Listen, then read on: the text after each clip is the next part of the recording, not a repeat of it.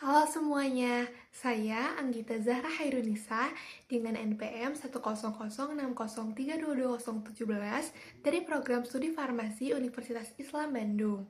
Saya di sini ingin berbagi cara swamedikasi batuk kering dan berdahak yang benar dan tepat. Yang pertama, kita harus mengetahui dulu apa swamedikasi. Swamedikasi adalah upaya mengobati keluhan ringan dengan obat yang bisa dibeli tanpa resep dokter, digunakan dengan benar, dan dalam jangka waktu yang terbatas. Lalu, apa sih tujuan dari swamedikasi itu? Swamedikasi dapat meredakan keluhan ringan, menghemat waktu dan biaya, meningkatkan peran aktif masyarakat dalam menjaga kesehatan. Apa sih obat yang boleh digunakan untuk swamedikasi? Yang pertama, obat bebas dengan logo lingkaran berwarna hijau. Obat ini paling aman bila digunakan sesuai aturan. Yang kedua, obat bebas terbatas dengan logo lingkaran biru. Bisa digunakan tanpa resep, tapi harus baca aturan dan peringatan. Biasanya disertai peringatan P1-P6 pada kemasan. Dan yang ketiga, ada obat tradisional, jamu, OHT, fitofarmaka, digunakan untuk keluhan ringan. Lalu, jenis obat apa yang tidak boleh digunakan untuk swamedikasi? Obat ini harus digunakan dengan resep dokter. Yang pertama, antibiotik, yang kedua obat keras, berlogo K merah, obat suntik, obat psikotropika, dan narkotika. Sebelumnya, batuk itu memiliki dua jenis, yakni batuk kering dan batuk berdahak. Batuk kering adalah batuk yang tidak menghasilkan dahak atau lendir. Biasanya terasa seperti gatal atau iritasi di tenggorokan. Yang kedua, batuk berdahak. Batuk yang disertai lendir atau dahak. Lalu, obat apa yang digunakan untuk batuk kering dan batuk berdahak? Obat yang digunakan untuk batuk kering merupakan obat antitusif yang menekan rasa ingin batuk.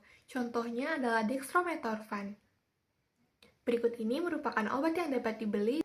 Batuk kering sering ringan, tapi bila berlangsung lebih dari 2-3 minggu atau disertai sesak, nyeri dada, dan demam tinggi, sebaiknya konsultasikan dengan medis. Sedangkan untuk obat batuk berdahak dapat menggunakan golongan ekspektoran yang dapat membantu mengeluarkan dahak dan mukolitik yang mengencerkan dahak.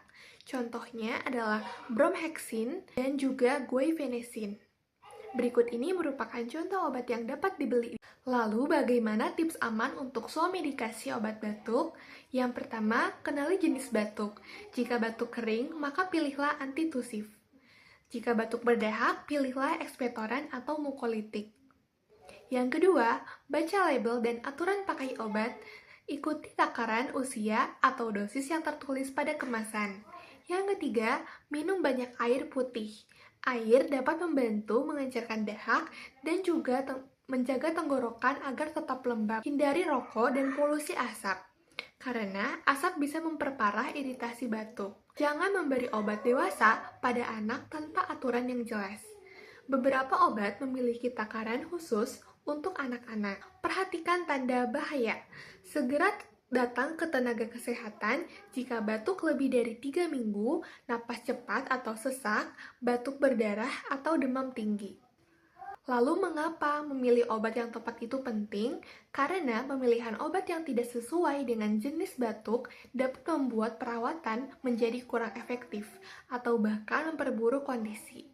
Misalnya, obat yang menekan batuk untuk batuk berdahak justru bisa menyulitkan tubuh mengeluarkan lendir. Batuk itu umum terjadi. Obat yang dipilih harus tepat sesuai jenisnya. Kenali batuk kering atau batuk berdahak. Gunakan obat sesuai aturan dan jangan ragu bertanya pada apoteker.